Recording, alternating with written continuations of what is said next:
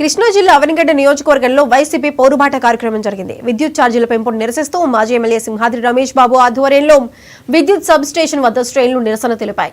Avanigadda YCP ప్రధాన కార్యాలయం నుంచి ర్యాలీగా వెళ్లి డీఈకి వినతి పత్రం అందజేశారు. 5 ఏళ్ల పాలనలో విద్యుత్ ఛార్జీలు పెంచబోమని, అవసరమైతే తగ్గిస్తామని చంద్రబాబు వాగ్దానం చేశారు. చంద్రబాబు అధికారంలోకి వచ్చి 6 నెలలు అవ్వకముందే 14,500 కోట్ల రూపాయల భారం వేశారని రమేష్ బాబు ఎద్దేవా చేశారు. దగాకోరు చంద్రబాబు అబద్దాలు చెప్పి అధికారంలోకి వచ్చి ప్రతిదీ జగన్ మీద రుద్దుతున్నారని ఆయన ఆరోపించారు. చేసిన వాగ్దానాలను అమలు చేసి జగన్ పరిపాలిస్తే చంద్రబాబు చెప్పినవి చేయకుండా ప్రజలను మోసం చేస్తున్నారని మాజీ ఎమ్మెల్యే సింహాద్రి రమేష్ బాబు విమర్శించారు. ఎలక్షన్ ముందు మొన్న ఒక వాగ్దానం చేశాడు చంద్రబాబు నాయుడు. నా 5 ఏళ్ల కాలంలో నేను విద్యుత్ ఛార్జీలు పెంచను, వీలైతే తగ్గిస్తానన్నాడు. 6 నెలల గడవక ముందే 14,500 కోట్ల రూపాయలు ఇవాళ రైతుల మీద, హౌస్ కలెక్షన్స్ మీద, అందరి మీద భారం మోపారు. చెప్పే ఎన్ని ఒకటి, చేసిన ఎన్ని ఒకటి.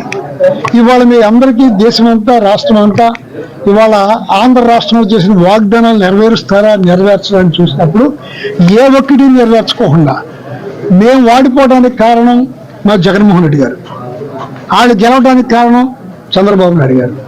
నేను ఎందుకని మా జగన్మోహన్ రెడ్డి గారు అన్నానంటే, జగన్మోహన్ రెడ్డి గారు నోటెంపు వచ్చిన ప్రతి మాట నిజాయితీగా, నిబద్ధతగా చేయగలేని పని నేను చెబుతాను అని అంటం మూలంగా నేను వాడిపోయాడు.